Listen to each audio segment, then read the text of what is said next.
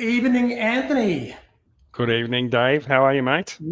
Big A. I am absolutely stoked. You're I've had a stoked. great week. Why are you so stoked? I'm just What's so made you excited. stoked? It's just, like when there's something really cool coming up on the weekend. There is many cool things coming up in the weekend. That is true. Yeah, and you're like, geez, I can't wait for the weekend to kick in. And you just look forward to it all through the week. It just gives you this little high. You're just like floating along.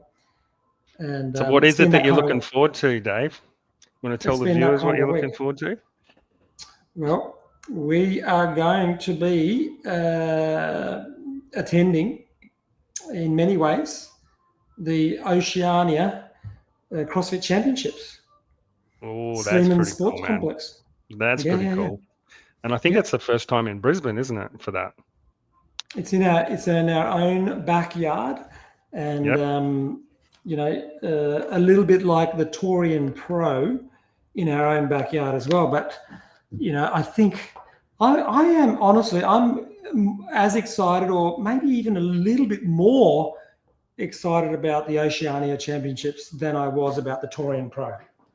Yeah, I think it makes a difference that we know two people that are going to be competing in it, right? So that makes it really exciting to be able to watch, see the elite athletes doing their stuff. Yeah. We've got a solid vested interest in two of our CrossFit Neuro sponsored athletes on the floor in the elite division, thrown down with some of the best in the world. I know, it's very, very cool. So Jett and Jono, two coaches right here at CrossFit Neuro, and will be representing at Oceania. And why tonight's show is really exciting, which is also what I was really looking forward to tonight, is we're going to have them come on the show and go through a bit of a deep dive into all of the upcoming workouts that we know about. Yeah, there's some crackers in there. Event 2 is very good, isn't it? They're great. They are fantastic. We're going to go through them. They're coaching at the moment. They're both, we don't give them there's no free lunches. They've still got a coach. they've still got a coach. So they'll be joining us. They'll be joining us at about hopefully around 7:30, 7:45. 7:45. And Anthony, you tell us what the other little surprise that we've got in store for our viewers. Tonight. Dave's made this happen. So we're going to be talking to the guys who are the creators of the Oceania CrossFit Championships. So we're speaking to Bronson and a couple of other individuals, probably. I don't know exactly who they are, but that's pretty cool. So let's bring Bronson on the stage. Bring him on. Here's Bronson. Here he is. Hey, Bronson. Okay. What's up, guys? How you going? Bronson. Good, Anthony. Yes. Thank you so much for joining the show. Thanks for You're our second Kiwi. Oh, who was the first one? Well, Matt. The first one was Matt from Yarns. Yarns. Oh, nice. That's fantastic. So you're the bridesmaid. That's what Dave's saying to you, Bronson. You're not the you're not the bride. Matt, you might be watching right now. Matt, if you are watching, send us a message. Oh, look, we've got Eileen. Eileen, do you know Eileen, Bronson? No. Eileen. Depends on. Hello, Eileen. Hello, Eileen. Thank you for watching, Eileen. Thanks for tuning in. Obviously a keen CrossFitter watching the show. Probably a fan of Bronson's. Probably. Are you well known? Are you well known? You guys. Are you well known in the space, Bronson? Have you been in the CrossFit space for a long time? Tell us a little about your. Yeah, so I started CrossFit almost 6 years ago, back at Mount CrossFit, New Zealand, Mount Maunganui, and I started doing content for them. And then Right. that's when I started doing content for CrossFit. Ended up in major events like New Zealand Nationals, Discipline Games, all these other CrossFit comps that hired me. And then, pretty much built a community around that. And Right. we ran our first event back in Mount Maunganui called Sweet Threes. And then that popped off. And that's how I met my business partner, Dean Flood, who's the originator of New Zealand Champs. Right. Dean. Wow. And so Dean is a box owner as well, or yes, yeah, well, he used to own quite a few actually. Well, Cluster. It used to be Cluster, the box back in New Zealand, up in Auckland, and now he runs a High Rocks Performance Center here in the GC. High Rocks. Okay. Well, we better we'll talk about we'll talk about High Rocks some other time. But, all right. Fantastic. All right, so you're gone, Bronson. That's it. You mentioned High Rocks. You're They're dead to us now. No, I'm just joking. Hey, here's Dean. Is that Dean now? Let's bring him on. Let's bring him on. Hello, hey Dean, how you going? Hey guys, can you hear me all right? Yes. Thank you for coming on the show. No, all good. Thanks. You got the Apple AirPods in. Yep, that's the one. There we go. They're always the culprit, the old Apple AirPods. Yeah. You got to get professional like Bronson. See the head muffs. Oh no, I don't have all those gears. Right. Are you guys sitting next to each other, like pretty close? Yep. Yeah. He's pretty much over there. Right. We'll have to work out. Do you know Mason King? Mason King, thanks for commenting. Is he a fan of yours, Dean? Who's that? Sorry. Mason. Someone's commented, Dean, on the live stream. Mason King. Oh yeah. I know Mason. Thanks for definitely bench. Can you put that in? Can you put that into some sort of context for us, Dean? What is he talking about there? Well, I don't want to, just in case it's the wrong Mason that I'm thinking of. Oh, okay. Oh, we'll just go with it anyway. Let's just go with it anyway, Dean. Just go with who you think it is. The Mason that I'm thinking of is the guy that you always see at the end of the 4 a.m. bender. The 4 a.m. bender, right? Oh, right, okay. So maybe doing push-ups on the footpath outside the pub with the bouncers kicking it out. All right, Mason. Thanks for the comment. And anyone who's watching, just send your messages through if you've got any questions that we're not asking or diving deep enough into. Send a message and ask the boys. We've got another comment here from Honest Abe GT. Okay, thanks for joining us. Fantastic, awesome. I hope you're popular. We haven't had this many comments, I don't think, in a live cast. So clearly you're popular. All these people are going to be heading to the Sleeman's sports complex on Friday, Saturday, Sunday. It's going to be huge. So is it your first time in Brisbane, guys? First time in Queensland? First comp in Brisbane, yeah. Yeah. I've run comps on the Gold Coast before, but first in Brisbane. Yep. Yeah. Well, let's go back. Tell us a little bit about Dean. So, Dean, you started the New Zealand NZ Championships 3 years ago, was it? Yeah, that's the one. 3 years ago, yeah. Myself and a couple of other business partners started NZ Champs. Yeah, so I guess the main reason why we started it. We saw, like, obviously being athletes in New Zealand, we have a lot of potential, a lot of younger athletes that are wanting to do really well in CrossFit, and it was tough because a lot of them kind of had to move overseas, move to Australia to get any sort of exposure and sponsorship and that sort of stuff. So the original idea, like we have so much talent in New Zealand, and we wanted to try and make CrossFit a bit bigger. So hence why the name, the New Zealand CrossFit Champs, and align ourselves with CrossFit and become a licensed event and try and get a bit more exposure for, especially the youth and the up and coming athletes.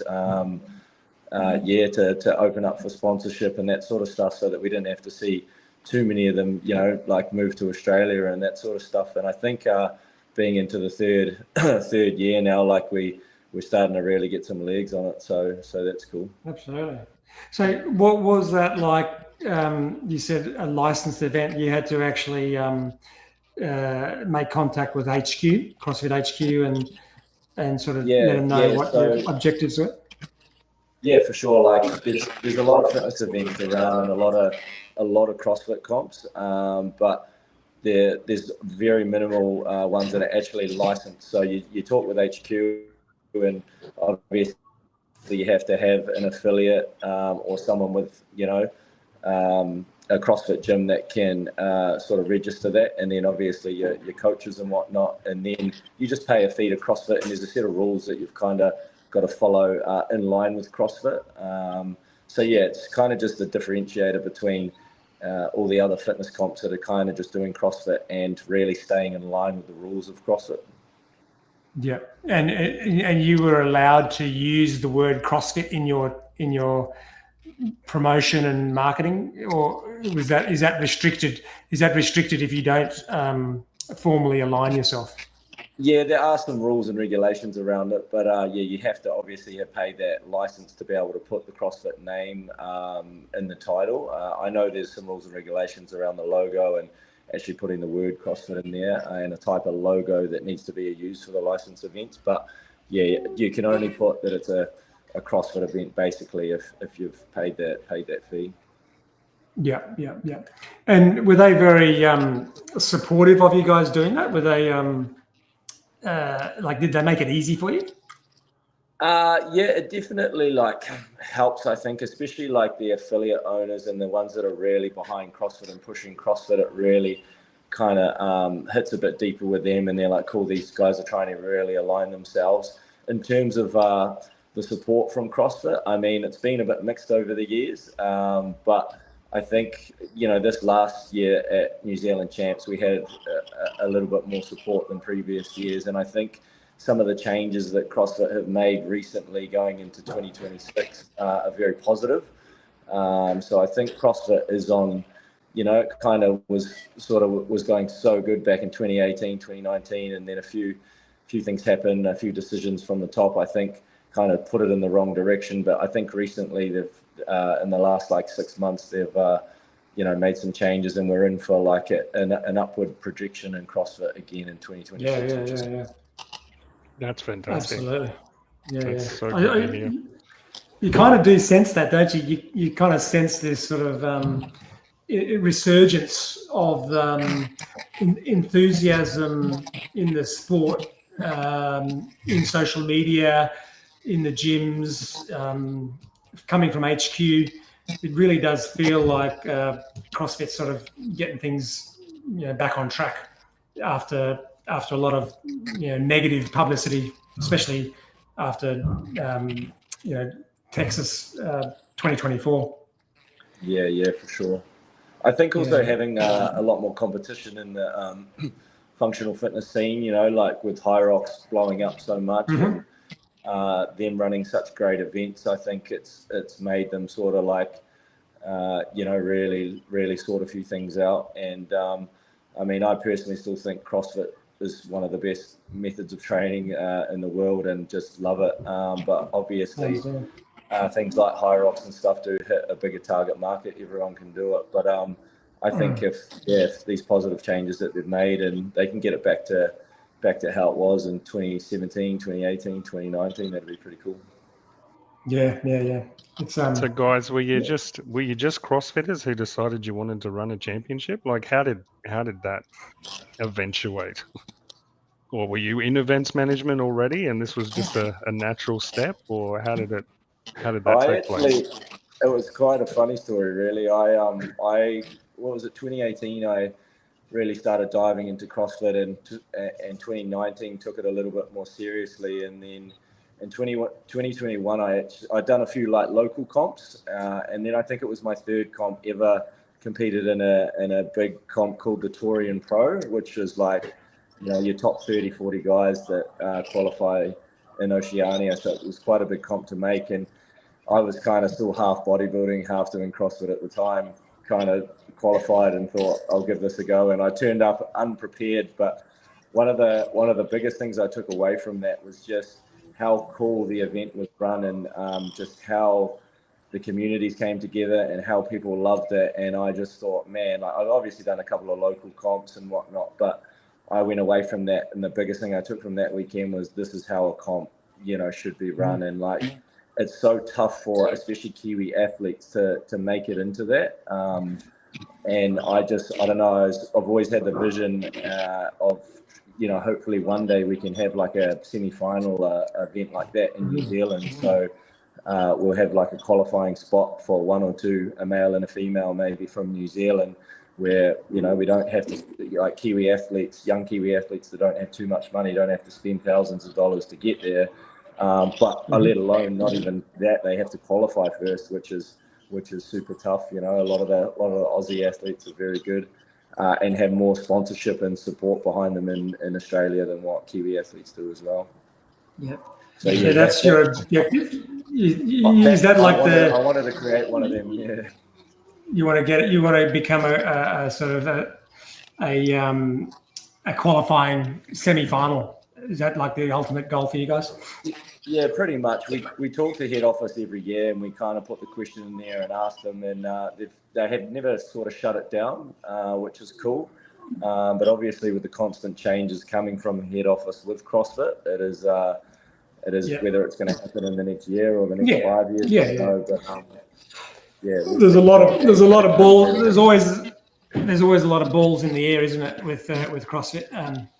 And then you were a Torian Pro athlete at Pat Rafter Arena, were you? Yes, I was back in 21. 2021. So we would have seen you, man. We would have been there. Yeah, we would have been there. Yeah, I don't know. You guys obviously know Jeremy Austin, rookie. Yeah. Yep. Commentator. Yeah. The commentator. Yeah. I actually almost got a little bit of a name for myself after the first event going out so hot on the first 5K run on the runner. I think I finished first out of everyone, like 18 minutes or 17 and a half minutes. And then I'd never used the bike before in my life. And I jumped on the bike and my legs blew up. Oh, no. So no. I kind of went out too hot. But I think I still finished 12th or 13th. But rookie really made everyone know about it. And then even the next year at Torian Pro, he said, "Oh, no, this guy's done a Dean Flood." So, yeah. Oh, is he? Oh, right. But I was super early into CrossFit there, and still half doing bodybuilding. And sometimes I look back and go, man, I wish I had the knowledge of what I have now back then. But yeah, I think especially with some of those positive changes from CrossFit and opening up, even in I'm a master now in the 35 to 39. So I'll get this High Rocks Melbourne out the way, and maybe look to try and make the games in the age group next year. It'd be cool to do the High Rocks Worlds, which James and I have already qualified for, and then try and make the games in the Masters too. Okay. Wow, okay. that's awesome. So you've got you're doing High Rocks as well. Yeah. So it's pretty much the last 6 to 9 months been all in on that. And I've kind of just been doing more the doubles races with James Newbury, and we actually won the Sydney one. There was like 20,000 people that competed at that, and we won the pro doubles in that and got a ticket to the Worlds in Sweden in June next year. So that's pretty cool. And then we got another race in 2 weeks, which we want to try crack into the Elite 15. But that's a pretty big goal for two CrossFitters to try and make the top. So you're a professional athlete and you're a event organizer. Is that all you've got time for? Well, however professional you call someone when they're about to turn 37. Well, you're going to the world champs, right? So you're going to Yeah. the championships of High Rocks. Like that's nothing to be because that's not in age group then, is it? High Rocks, is that still in age group or? They do it in age group, but they changed it. I think thousands of people qualified last year because you could qualify from like any comp in the Open or pros, but now you can only qualify, I think, through certain races in the pro division. So yeah, it's a lot harder now. Right. Cool. Wow. Yeah. So, but that shows you how fantastically all-rounded the CrossFit training is. The CrossFit methodology. Oh, massively, yeah. The fact that you can be a CrossFitter with that as your central sport, and then you give High Rocks a go, and you're performing at a very high level in that as well. Oh yeah, and I that's why I'm excited to go back and dabble in a bit of CrossFit again early next year because I'm fitter than I've ever been. I've got a much bigger engine now with doing all the High Rocks training. Yeah, you lose a bit of strength, but if you've been doing strength and conditioning your whole life, you can gain that back pretty quick. So yeah, I'm super excited to do that, and it just shows that CrossFit is can prepare you for anything, especially both. Obviously, James has had a much bigger CrossFit career right at the top. I think he came 5th in the world in 2018 or 2019, and for two CrossFitters to try to be pushed for the top in the world at High Rocks is pretty cool. Yeah, absolutely. 100%. We just lost Bronson there. I don't know where Bronson jumped off. He's coming back. He's coming back. And we have another supporter, Goddess. Dean, any we haven't heard from Goddess before. Anthony, have you heard from Goddess before? No, not at all. And the 6-7, I'm really wondering if that's one of those young things that people are doing with the 6-7 thing. Like, I don't know what that 60. What's the 67? I must be missing all this. Maybe I can't see it on my phone or something. I don't know. You probably can't see the comments. Can you see the chat? We'll show on the screen the comments that are coming through. But yeah, thanks, Goddess. Not quite. Yep. Not quite sure what that means. Maybe Bronson will be more up to speed with that kind of comment. Bronson can say it came straight after we were talking about how good you were at High Rocks and you've achieved this, and then we got the Goddess comment. So I'm like, is that a comment on your High Rocks? What are we doing there? Goddess does have nice dreadlocks though, so we lost you, Bronson. And what about Bronson? Is Bronson a Taurian pro athlete as well, or not? And the making, he's getting there. Yeah. Oh, nice one, Dean. That's a nice joke. Yeah, that's a very good joke.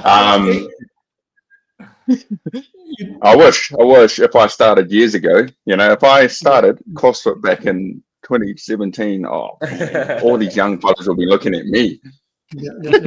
But you're not a master yet, though, Bronson, right? You're not a master yet. I'm actually older than Dean. Are you? Oh, really? Okay, so you are in the 35s, eh? Yeah, definitely. So awesome. I'll be supporting him. Supporting him to the games. I'll be with him, but to the games. Okay. Speaking of masters, I don't know whether you guys heard about some of the masters in-person qualifying events next season. So yeah, that's what I was talking about before. Yeah. So obviously, the elites all compete in person at the semi-final events around the world. But for masters, it's always traditionally just been an online qualification process. Quarters, semis, all online. And now I think you can qualify to go to the games either at the Taurian Pro as a master. And in the States, there's two. One's called Magic City, I think, Magic City CrossFit Championships. So they're obviously very much open to people running masters events. So say the Oceania or New Zealand, the stepping stone could be that it's just the masters to qualify in person, which would still be pretty cool. That'd be Yeah, very that's cool. because it's certainly a lot more fun competing in person than in your own gym with a video mobile phone judge type of thing. Oh, Yeah, definitely. exactly. I think they'll get a lot more masters into that next year because of that. Yeah. Oh, Joanne, bring the masters back to the games. Great, Yep. Yeah, great suggestion, Joe. I thought they were. They were combining the masters back with the actual games next year. Yes. It's combined in San Francisco in California next year. That's what I heard. I'm pretty sure. I don't want to obviously. Wow, that could be breaking news. That's what I heard, yeah. This is your opportunity, Dave. This is your opportunity to go to the games. Where did you hear that, Dean? Are we breaking news? Is this like the Southern Hemisphere breaking some? God, I hope it wasn't false information. So I got that. All right. Well, we'll fact check. We'll fact check Dean, and verify that. Put a comment in the description later. But that would be awesome. I totally agree, Joanne. Like even if the masters are a little bit of a sideshow for the elites, I think any master would still rather be at the games, at the big festival, than being a specialized masters event, 2 weeks before or 2 weeks after the games.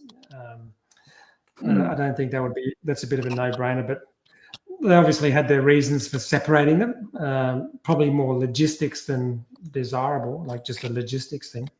Because I think that's the difference with our I think that's the difference with us, NZ and Oceania champs. We're giving everyone that shine rather than just just about the elites. We want everyone to have their shine. Yeah. That is cool. And what about so how did you do it then? Did you just send a message around to your mates, Bronson, and how many people are in the team to set up such an event like New Zealand Championships 3 years ago? Were you a one-man band or what did you do? No, definitely not. A couple of other affiliate owners in New Zealand, the guys down in Selwyn, Pete and Linda that own the Shed or CrossFit Selwyn down there, and then Luke Fiso and Emma Fiso from Wellington who own Instinct. We kind of all got together, and I think I put the idea out there first. There's obviously another national sort of CrossFit comp, NZ Nationals, but they hadn't really aligned themselves with CrossFit. And then obviously taking away things over the years that I've seen from comps and sort of comps that I'd run myself, I just thought, I put the idea to them, and then obviously being affiliate owners and deep into the CrossFit community, they were super keen. So that was the team that jumped on board the first year. Obviously, I had the cluster fitness equipment as well, so it makes it a lot easier to run a comp when you are controlling the fitness equipment as well, because that can be, obviously that's a massive part of it. And then I knew I had a CrossFit community in Auckland, Luke had one in Wellington, and then Pete and Linda had one in Christchurch. So it just made sense to kind of combine those communities and create that first year of NZ champs. And for our very first year, it was a massive success. The venue we went to probably let us down a little bit, but it was really good that first year. And then I ended up moving over to Gold Coast just with a few other opportunities that came up, but obviously I needed still the team on ground in New Zealand to help run the events. And I guess just obviously when Bronson and Nicole, I kind of knew these guys and knew their skill set, and it was sort of what the team needed really. Like Pete and Linda and Luke and Emma sort of jumped out on their own willing, and just because I think obviously Luke and Emma were having kids at the time. Pete and Linda, had quite a bit on their plate, and it was I think anyone that's run a comp before or knows a lot about them, how much time, effort, manpower it takes to run these. And like if I add up all the comps that I've done over the last 3 to 4 years, I would probably be more in the negative than I would in the positive. So when you look at that sort of stuff, if that passion for like continuing to drive the comp and that end goal isn't stronger than obviously that year to year and seeing that, okay, cool, it's still not really where I want it. That passion has to outweigh that, otherwise, it's going to. And then obviously Nicole and Bronson just brought that same passion, and we all have different skill sets, which is just really like taking NZ champs to another level, and then obviously starting Oceania champs this year as well. So yeah. So you mean, when you say negative, you mean financially, like the financial outlays versus what you go for? Yeah, I think, and I did this when I was a bit younger as well, before I got into so much business. You stand there and you like count all the athletes and the entries, and you times that by and go, oh wow, these guys are making heaps of money. But then when you actually dive into it and you pay for a venue and you pay for like all the outgoings and then all the unexpected things that come up, it's there's definitely not much left at the end, and that's what I mean by that passion to continue to drive it, and that original goal needs to outweigh just the year to year. I mean, obviously, if the comp was just going more and more into negative each year and it wasn't working, then it would be stupid to carry it on. But I think what we pulled off this year, NZ Champs especially, will really set us up for next year, especially like having that live stream involved. Yeah, if it was easy, everyone would be doing it, and it's clearly not. We've got another comment here. I think someone's done some fact checking for us. Can you see that on your screen, Bronson and Dean? I don't know whether you can see it on your screen. What has Joanne said? She said the top age group athletes from semi-finals will advance to the teens or masters games run by legends and team throwdown to determine who will be crowned the division champions. So that's false information, maybe. So they're still going to be run by the legends. Thanks for the fact checking, Joanne. Much appreciated. Thanks, Joanne. Dean will have to recheck his sources. To be honest, I think the games should 100% bring it back to the Masters and whatnot there as well. At the end of the day, the Masters are the ones that have the extra disposable income as well, and what will be there to spectate the main ones, and it's actually massive, the Masters community around both in Australia and New Zealand, let alone around the world. So I think it's that they should definitely bring it back to one big comp. Now we might have a bit of a hater here. Someone called Dylan. I don't know. Do you know Dylan Odegaard? No. I don't know Dylan Odegaard, but thanks for your comment, Dylan. That's wonderful. That's fantastic. You've helped yourself. Helping the YouTube algorithm. I think Dylan was referring to Dean. Oh, shit. Sorry. Could be referring to us, Bronson, because we're a lot older than you guys. So who knows? We're all masters in here. So absolutely. Well, not in a second, because Dean and Bronson, we're going to bring on two of our other guests. They're waiting in the backstage. I don't know whether you guys know. You might know these guys. Do you know Mr.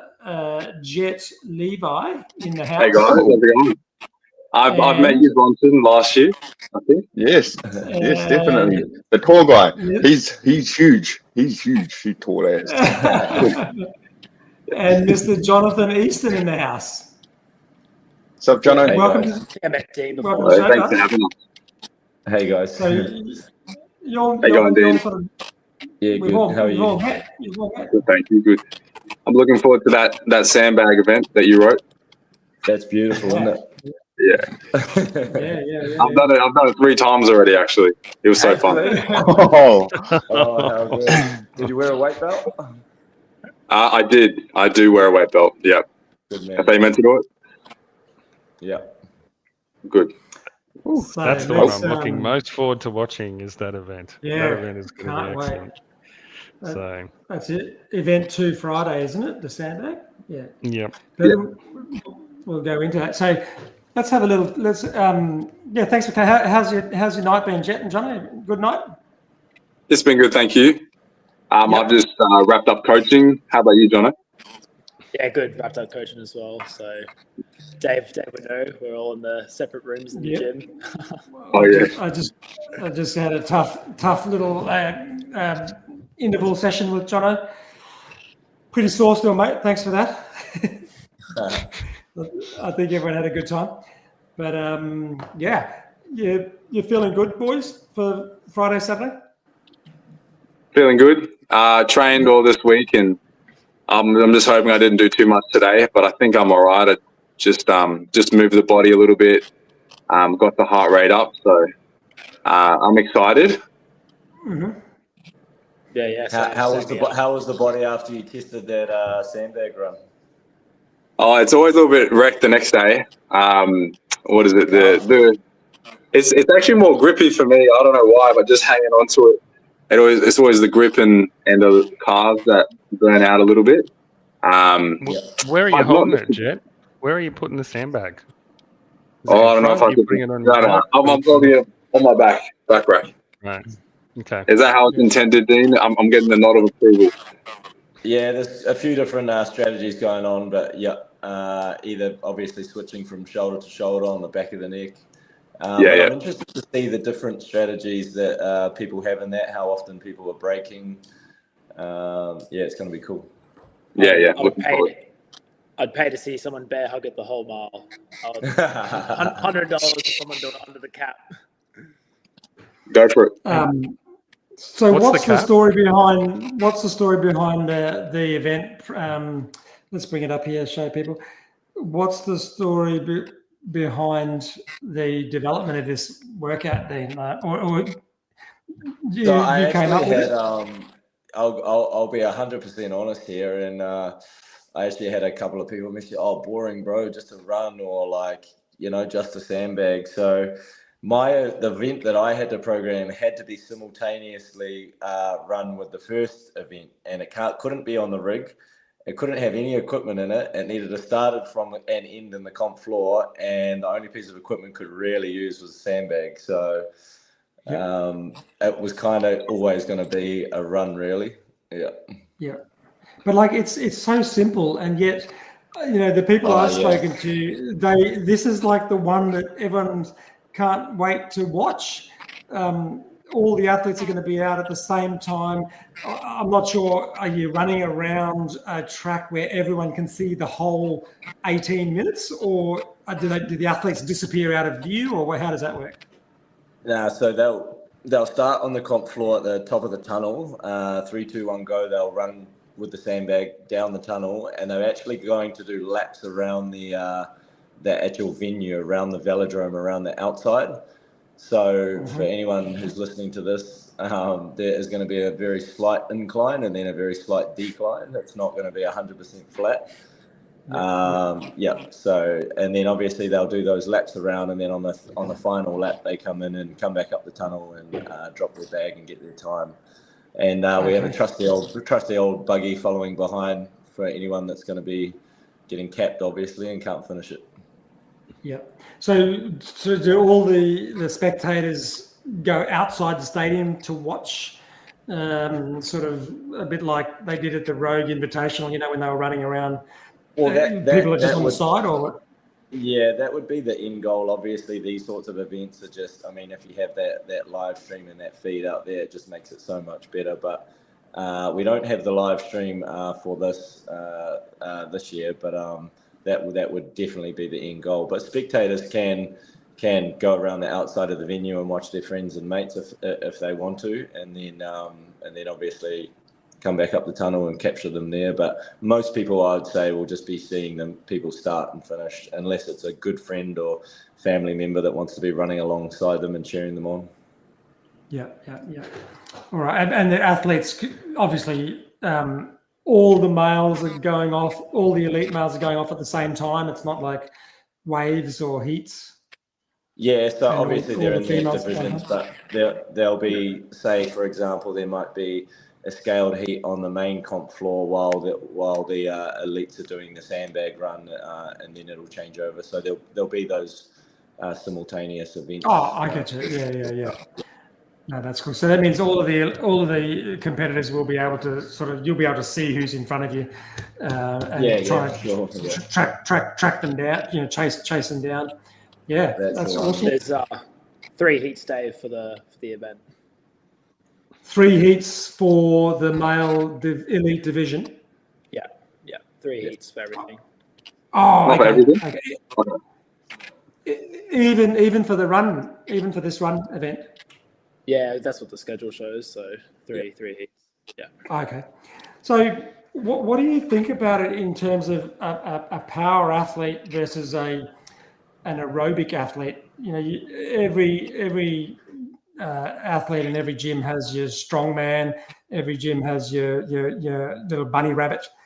Where do you see this event falling? Because it's 65 kilograms. Well, that's exactly. Like I mean, generally there's a lot of obviously fairly fit, bigger, stronger guys out there, but at the end of the day, the smaller, skinnier runner guys are always going to win these running events. So I think it's it's obviously going to shake things up a little bit, having such a heavy sandbag to jog with, or what we probably should have called it a 1 mile carry, not a run, eh? Yeah. But we'll see about that. Are going to surprise a few of the runners on this one. Well, it almost brings the event back to that goal of CrossFit, which is being good at that jack of all trades. You've got to be a decent runner, and you've got to be reasonably strong, and that's probably going to be the athlete that dominates it. Yeah, and it'll also highlight even how strong some smaller guys are. There'll be some smaller guys out there that are just have phenomenal strength and will still be able to run with a heavy sandbag, and that's something really impressive to see as well. Yeah, that's awesome. Well, so that's covered our event 2, and Jono, what do you think? Are you liking this event, Jono? Are you sort of looking forward to this one out of the 6? Yeah, definitely. For me, this is probably my favorite in terms of this is your favorite, yeah. But I think it's just I think you said earlier, Dean. Not many people maybe liked it initially, but I think it's just gritty. Whoever wants to grit the hardest, you don't really have to put it down. It's just how willing are you to kind of tolerate that little bit of kind of build up with the shoulders as you go throughout and the back. Yeah. Exactly. And then it'll show the athletes who are a little bit more conditioned, because obviously you're dealing with that fatigue going into the lift event as well. So that'll be quite interesting to see. That will shuffle some people up. A lot of the stronger guys that may not be as conditioned might not hit their big numbers after that sandbag run. Yeah, 100%. Especially doing the sandbag cleans and the workout after that as well. It's a heavy schedule before that lift. We won't say what I know a few times that have been sort of put up and trained. We've got a bit of feedback there. Have you done the event, Ben? Can you tell us what time you got? I kind of did it in testing as more a bit of an EMOM, so every minute on the minute, just testing a bit of strategy with it, with dropping and whatnot. It is going to be a tight time cap. I haven't fully tested it at the venue, but I'd say there'll be some of these elite guys finishing it in around the anywhere between the 13 to 15 minute mark. Nice. That'll be. You did an event similar to this, or on the weekend, didn't you, Jono? Didn't you do something very similar to this? No, not really. Did an event a couple of weeks ago. They had a 5K trail mixed run, but not a sandbag carry for a mile. So not a sandbag carry. I thought there was a sandbag carry. Sorry.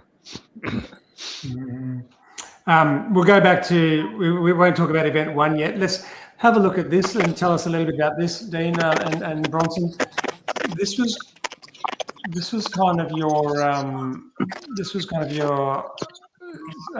indication of what you needed to be able to do to participate in this event.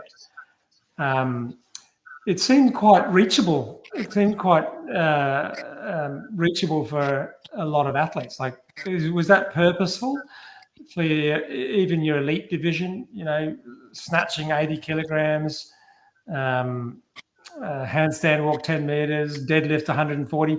Was that quite strategic to make it very accessible for as many people?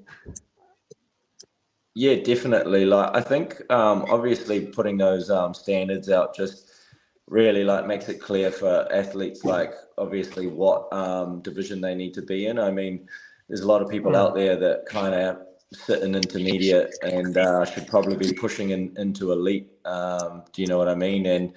And vice versa. So I think having those standards is really clear, and you know, not making them quite to the like elite standard of like the Torian Pro or the Games. Maybe just our market is kind of just maybe a little bit of a step back from that, but still like very challenging. You know what I mean? So I think each year the standard, or every couple of years, especially the standards are getting higher and higher. You know, we see a lot younger athletes, especially coming through, that are just lifting ridiculous numbers, doing ridiculous gymnastics volume and stuff like this. So these probably, I mean, even in the last 4 years I've been running comps, these have shifted a fair bit already. So these will continue to move, but it's like, it's getting that right standard for our target market for the comps. You know, like I said earlier, a lot of our guys are the guys that probably aren't quite making the Torian Pro in those semi-final events, but we still want to give exposure to these big comps that are going to have like live stream and stuff like that. So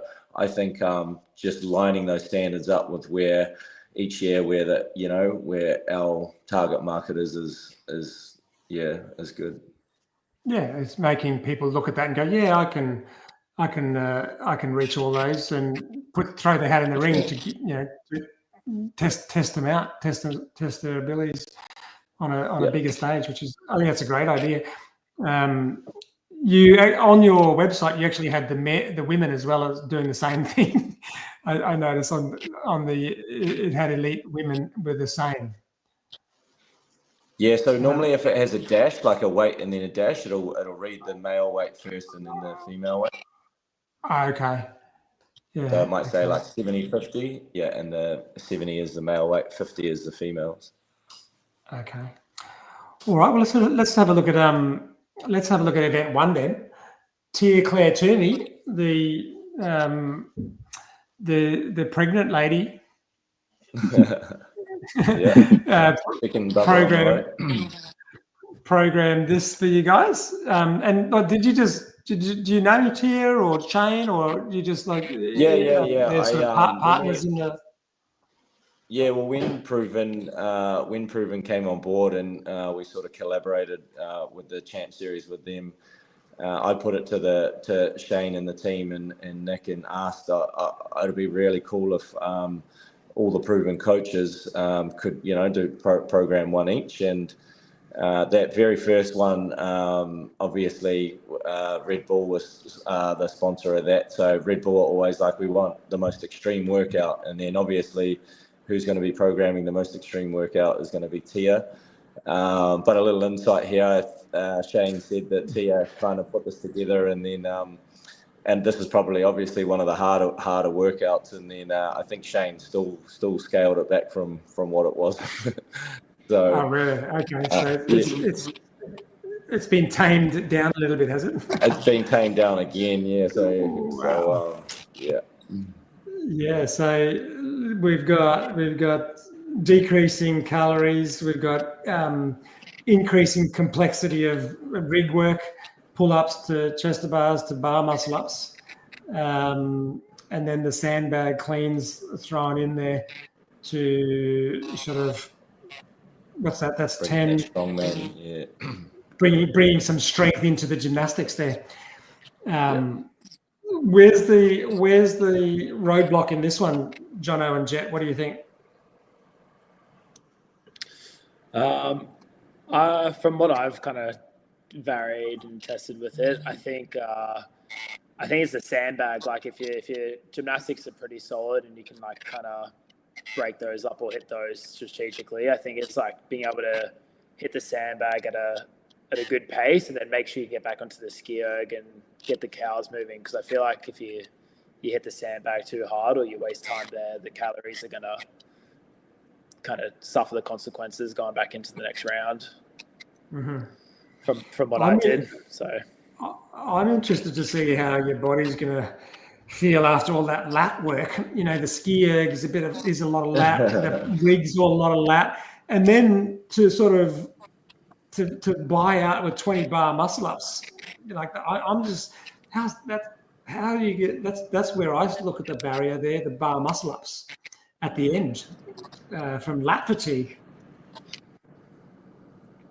Yeah. That's a tough one for sure, and I think a lot of strategy comes into it with that sandbag as well. Like you were saying, you know, if you do rush those and jack that heart rate too much, it's going to make that ski erg interesting, and then obviously your gymnastics is going to fall apart. So I really love that workout. That's going to be a dazzler as well. Yeah. Did Jett have a comment about that one? Is Dave's mic working? Oh, can you hear me? Testing. Yep. Testing 1, 2, 3. This is Jett having some technical difficulties on this one's a lot more lungs than it looks. Ellie. All right. I'll bring this one up. All right. Can you hear me, Dean and everyone? Yep. You got me? Okay. Jono, can you hear us? Jono might have some audio issues there. All right, event 3. Tim Poulton. Is Tim a proven coach, is he? Tim is, yeah. Okay. I vaguely remember that name. Was he like a games athlete as well? Was he a CrossFit Games athlete? He sure was, yeah. Yeah. Long hair, I think, or not? I don't know. Yep, that's the one. I think he had long. Yep. So he's working in the States for Proven. Yep.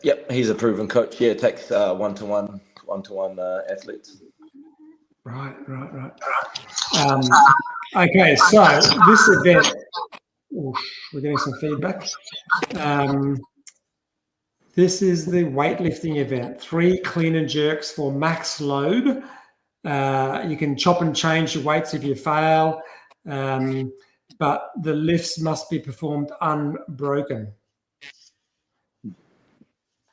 What were your thoughts when this came through from Tim?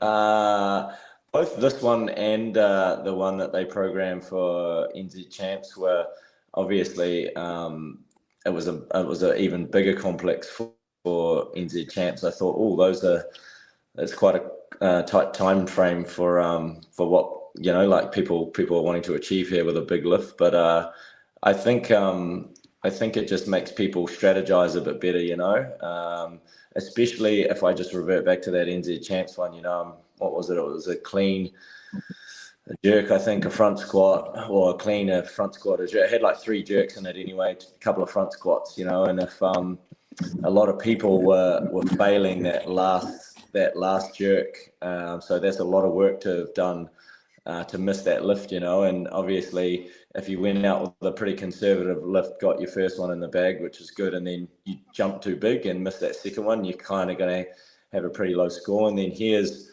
not quite as bad, but I think a lot of strategy here in making sure that, you know, you lock in those early like comfortable ones, and again, don't, with a tight time cap, don't push it too much to or do too big a jump before you go for the next one. But I like it, especially after what we were talking about before with the fatigue from the first couple of events, and then getting under these loads with multiple reps is good to watch.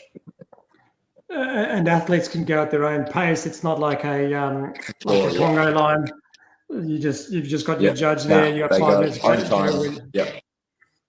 Own barbell, own set of weights there. Yeah. I mean, my only thought when I read this was that it's cool having the 3 lifts as the complex, but I don't know whether that would make a difference in terms of who's going to win the event. Like, even if it was 1 or 2 reps, it wouldn't make any difference. The guy who's going to win 1 or 2 reps. Did you see what I'm saying? Like, whether the 3 repetitions of the same movement is a bit redundant. The power athlete's going to win, and because it's the same difficulty for the less powerful athlete. It doesn't necessarily change the standings on the leaderboard with it. Yeah, for sure, to a degree. Yeah, I think that, like I mentioned again before, just the seeing the change in. Obviously, you might have like a big lifter that would normally, I don't know, maybe get 140 or something on this, or 120 or whatever, and then they've, just done those first 2 events and dropped back quite a bit. But a athlete that would normally get 110, 120 will still hit that after those first 2 events because they're a bit more conditioned, So it'll be interesting to see what happens there. But at the end of the day, you're right. The more powerful athlete, whether it's 1 or 3, they're Yes. Whereas if you sort of if you mixed up the complex a little bit, you might have someone who's much more powerful at a front squat, a hang clean, and a jerk. You can sort of mix up. 2 weeks ago, yeah. Yep. All right, but that's going to be cool. Jett, what do you reckon? Is Jett here, or has he got technical difficulties? Yeah, I think he's not in. He's having technical difficulties. Technical difficulties with his Apple. It must be an Apple. And Jono, have you been working on your Olympic stuff? You did a beautiful shoulder to overhead complex at the Bay Games a couple of weekends ago. Yeah. Look, it's not my favorite event of the weekend, but I know what my paces are for it. And, I think it's actually that third clean and jerk, going between the jerk back to the clean is especially after doing the first 2 workouts, I think will be quite hard, and testing it out fresh without doing the other 2 before it. It's the third clean and jerk, just how much you have to give going from the overhead back down into the last one. So I think, you definitely just got to know what you're going to get. You can't really go for a big one and hope you're going to get it because there's just too much time under tension with the barbell. So yeah. Well, let's hope some of the huge mongers have got a lot of lat fatigue from their 20-bar muscle ups. All right, the Shane Orr program event 4, beautiful 21:15.9. What's that? 45 squat snatches, not too heavy, 50 kilograms. And 90 toes to bar, little couplet. But you've got 100 double unders at the start, at the start of each round, righto. Wow, very CrossFit-y workout from Shane. Yeah. That's interesting. Thoughts on that one, Jono? Have you done a couple of? You done a couple of rounds of that one? Yeah, not the workout exactly. To be honest, I've only actually tried, I think, 1-2 of the workouts from the weekends. I'm not the biggest fan of giving the workouts a full run through. I think definitely the camp of trying variations and doing little interval pieces to kind of make sure the conditioning's there. So in terms of workouts, this is probably my favorite besides the mile sandbag run. I think just grippy, I think going too hard on the squat snatches at the start for myself personally, they'll bleed into the toes to bar. So definitely quick singles is the game. I've seen a few athletes on Instagram posting videos of them doing touch and go squat snatches at 50. So I'd be very interested to see if anyone does that on the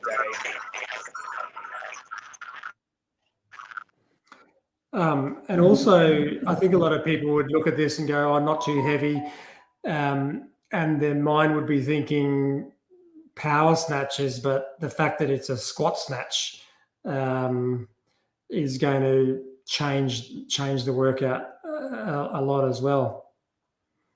Yeah, 100%. I think just the time and attention on the bar, like just getting into the squat, and it's just going to tax the shoulders more. So I think the toes bar will probably feel harder.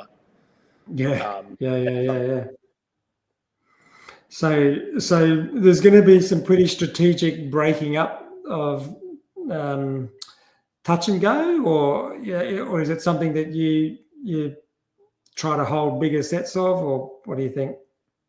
For the squat snatch or the toe bar? Or both. I think singles, like I think the only time the touch and go for me on the snatch would be maybe on the last round, going for the 9 and holding on for the toes bar. But the 21 and 15, I think singles territory the whole way. I don't know. Really? Okay. What Jett thinks, but definitely that's my game plan.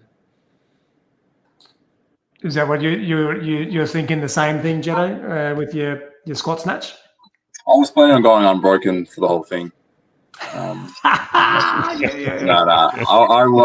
haven't even thought about going touch and go at all. I don't know if I'll pull it out of my ass on the 9s, like Jono said, but definitely singles is the way to go, I think. Yeah. You're the man, Jett. You're the man.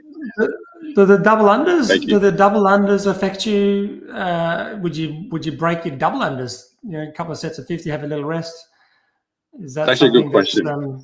That actually definitely is a consideration. Like maybe it is smarter to break it up into 2 sets, like a 60 and a 40, just to keep the pace on the snatches. So yeah, we'll see. Yeah. We'll see. Yeah, I mean, Shane Orr will be sort of throwing that in there, just to. It's not just there for a spectacle. It's there to test you guys. Shoulder endurance, stamina. You definitely feel it. It's definitely there. Yeah. Yeah. Awesome. Another fantastic workout. Like they're just so good. They're all just fantastic. Event 5, James Newbury. I thought this was the most creative, right? Like it's just different. Out of all of them. It sounds like it looks like he's really given this a lot of thought and tossed around with it for a while before he got it right. But it looks really exciting as well. You've got to effectively get 90 meters of handstand walking, right? Yeah. I think the hardest one of the weekend, in my opinion, there's nowhere to hide. It's just classic, just go. And then it'll really, the deadlift with the midline and then the burpees with heart rate will test who's the best at handstand walking under fatigue and who's got the ability to just kind of send it. No time to take 10 seconds to kind of breathe and then kick up. It's like, all right, up you go. But those 15 deadlifts, you're going to just punch them out, or you're going to drop the bar and do it in a couple of sets? No, goals to go unbroken. Unbroken on those. Yep. Because and then burpees, like your burpees. And so how much time do you think you're going to have to do your handstand walk in the 2-minute rounds? I'm thinking around like 40 to 45 seconds, hopefully. That's like what I'm kind of thinking. And then obviously, like as you said, like pretty creative from James, like the 3 minutes at the end is going to just like allow athletes hopefully to finish off the 90 meters if they're close, that extra time. So so you want to be going for like 20 odd meters. So what's that, like almost 3 segments of the 7.5 meter sections per round, and then a little bit more in the 3-minute round. I'm curious from Dean's point, has Dean tested this one or? I haven't. Shane had all of the I guess James level athletes over in Nashville there test them all. And this one was tight.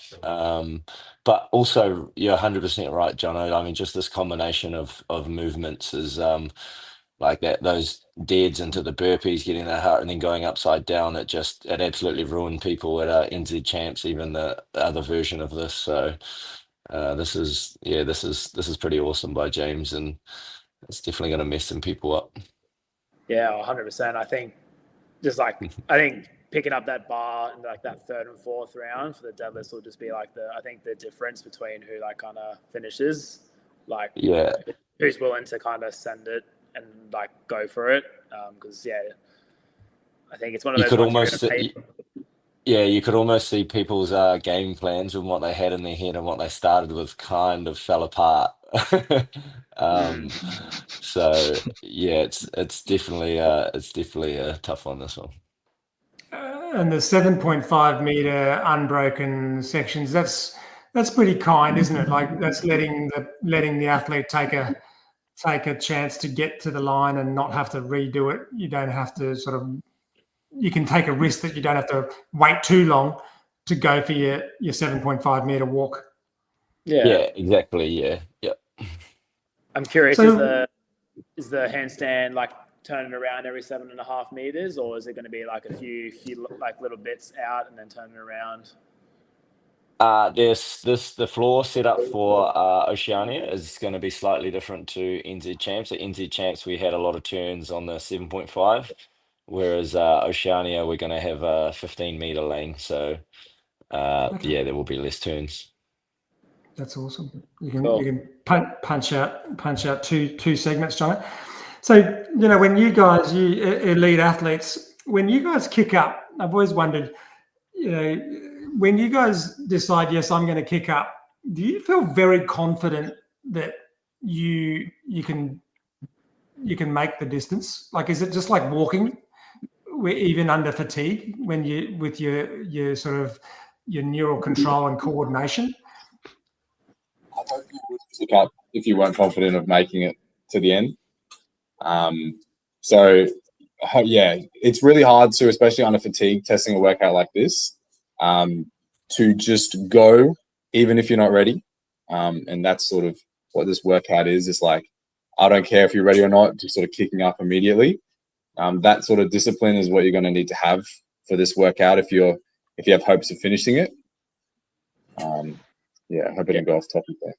No, 100%. I think it's just it showcases who spends, like, it's like obviously that skill of being upside down. It showcases who spends the most time or who actually has like spent time trying to just work on being upside down, not even just in the handstand walk, but like spending time against the wall, practicing freestanding holds, because like that'll pay off for doing this workout as people who just are comfortable in different positions. And I think, Yeah, I'm just so surprised when I watch, professional CrossFitters and whatnot, how infrequently they fall.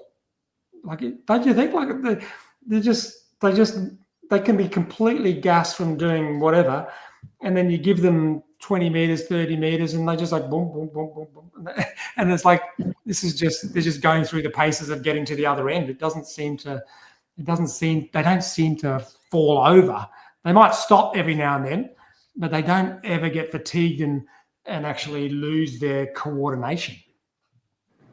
I think like John said, it's just hours spent overhead or like hours spent on their hands is what it really comes down to. I think just years and years of hammering that movement. It'd be easy for them.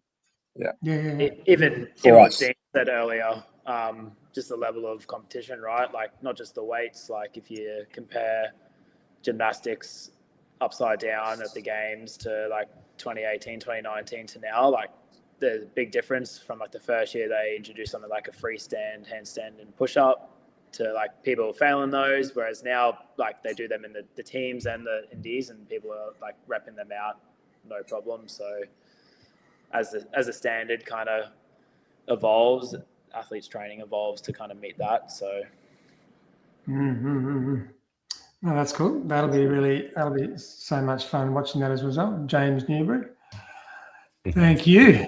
And then semi-final. So this is like your sort of your penultimate workout before you buy your place in the event 7 final. Is that right? That's the one. Top 20. And you haven't announced the 7th workout yet, is that right? We haven't announced it yet. Cool.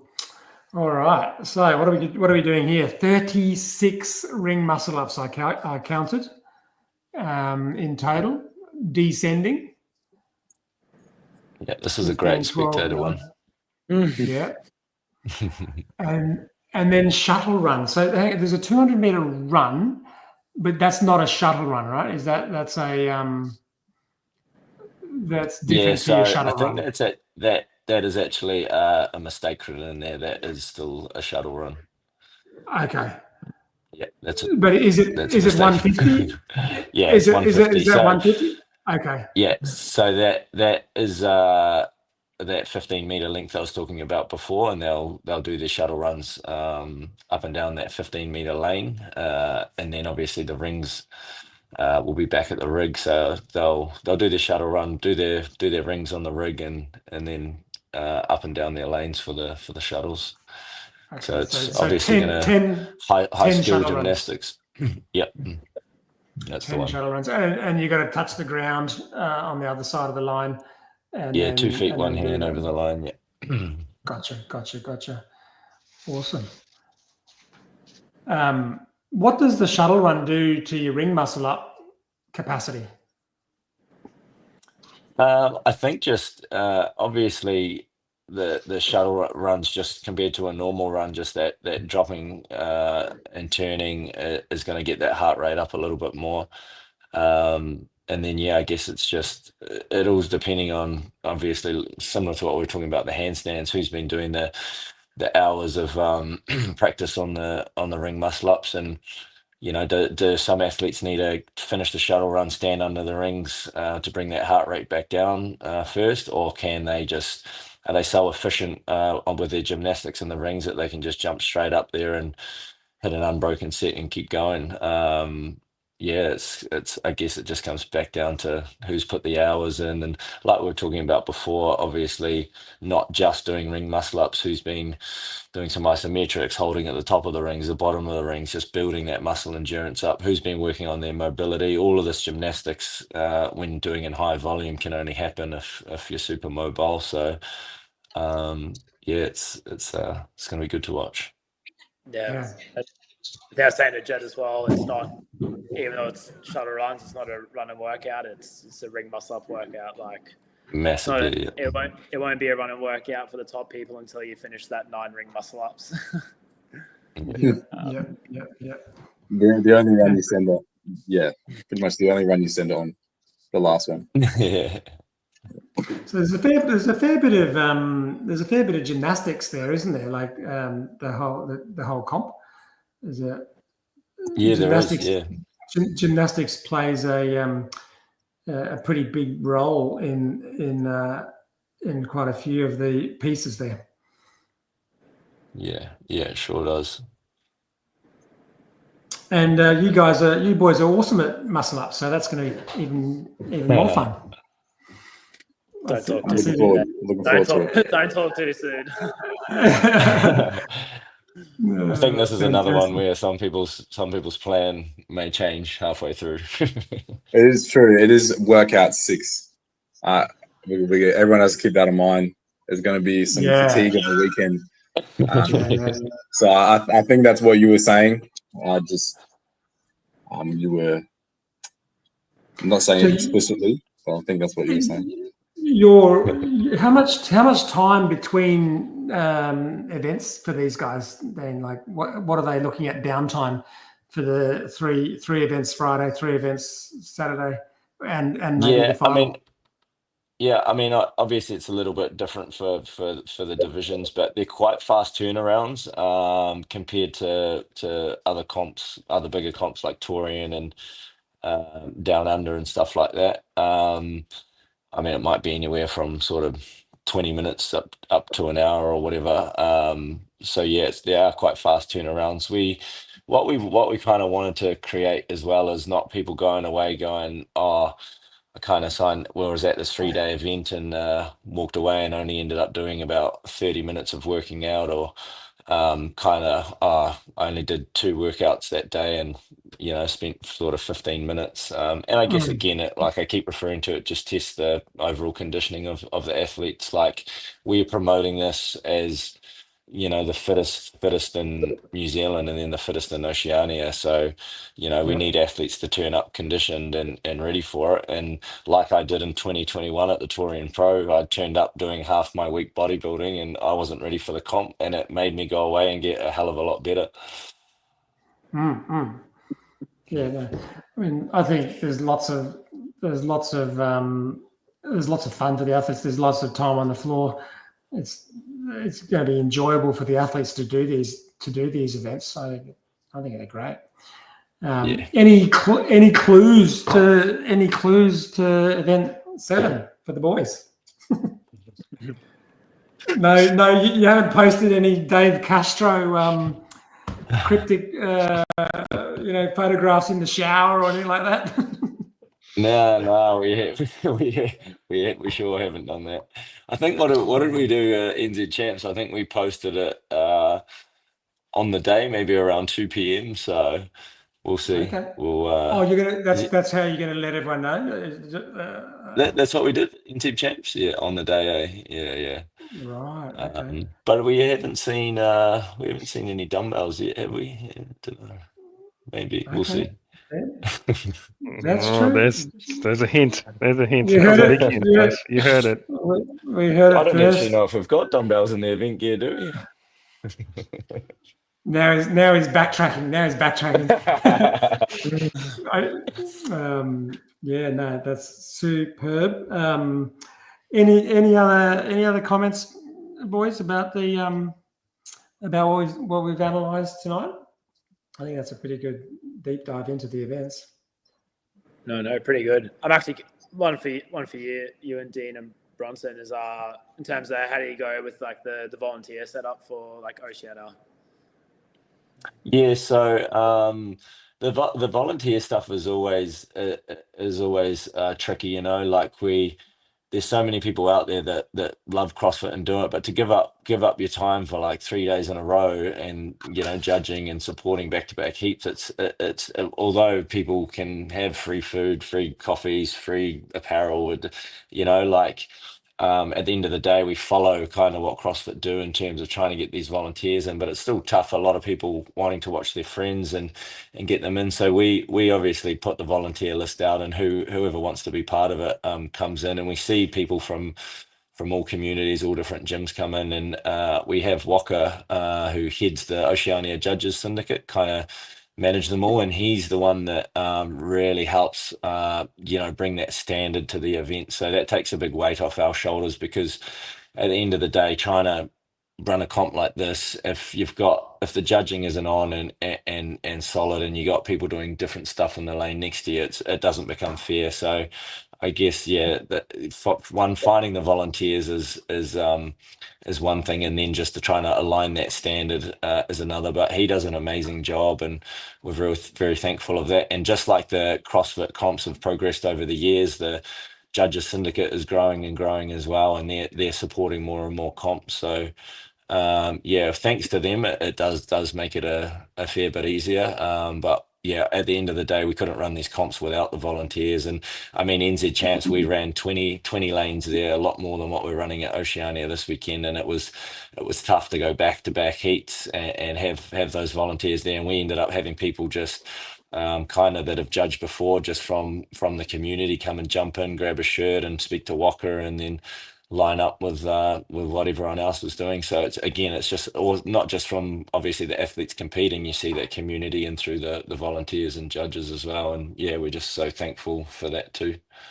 Yeah, no, definitely. Like I think about it a lot more, like when I was in Canada a few years ago, like I did like a partners comp in Toronto, and like I actually helped out like before competing with like the event setup, and like I think sometimes athletes don't realize like the amount of effort that does go on beforehand, like with just like the equipment set up, like the logistics, like before, like you see like the head volunteers or the people like running like the volunteer crew, like losing their mind because like nothing's ready like the night before, and then you like rock up the next morning and everything's like ready to go. So no, it's always, I think it's a massive part. Like it definitely, like I think it makes what people want to come back the next year, like without the volunteer base and then doing their work, like people wouldn't want to come back because it wouldn't run as smooth. 100%. Yeah. Yeah, no, you're 100% right. And that's why I'm coming back. I did NZ champs last year. Beautifully run event by the two of you. So, and then you guys brought it to my home. So thanks for that. I could save some money on Awesome. plane tickets. Appreciate the support again, man. That's awesome, and that's what it's about. Yeah. Thanks in advance, both of you. I'm looking forward to the weekend. Cool. So the boys will be wearing their t-shirts. We've got special t-shirts made up for them. There they are. Oh, choice. That is so good. I'm excited, dude. Jett and Jono representing our sponsored athletes. That is so good. So we'll be wearing those ones. Awesome. So, Awesome. guys, I suppose you're probably super busy. Jett and Jono, you guys got to get to bed early. Get all prepped. Have all your good lamb chops and ribeye and nutrition, and get some good sleep. Dean and Bronson, thank you so much. We'll see you Friday, Saturday, Sunday. Looking forward to it. Thanks for coming out to Brisbane. No, awesome, and thank you guys so much for having us on and supporting the comp as well. Really appreciate it. Yeah. All right. Well, we'll get you. We'll end the show. Get you off the stage, off to bed. More prep tomorrow. Have a great Thursday, and see you Friday. See you guys. See you guys. Bye. All right. The boys are signed off. Boys are signed off. Ready to go. Let's go. Woo. That was mouth-watering, wasn't it? Looking at very exciting. When I was looking at those events, I'm like, holy moly, that's going to be so hard. But they just love it. They just take it in their stride. It's like it's a hard thing to do, and they embrace the hard challenge. Just so good. That's CrossFit, right? That's CrossFit. Hey, we have one more comment. We can't forget Ms. Fahey. Oh, thanks for that. Long-term listener. Yeah, long-term subscriber, listener. I reckon Sophie's out there right now having her girls' night. Thanks, Sophie. I hope you enjoyed the show. Sophie. I hope you enjoyed the show. And we had a comment from Valerie as well. Just do it, team. Gosh. Yeah, that was when they were. I think they were thinking about how to pace it, and Val was just like, "Just do it. Just do it. Don't worry about pacing. Just send it. Just send it like Dean did." So that's what. Yeah, I thought. Yeah. So Dean's a Taurian athlete. Good heritage there to be running a show, an event like this. So I really do hope we get much more competitions like this in our backyard. Yeah, I hope so too. CrossFit's just such a fun sport to watch.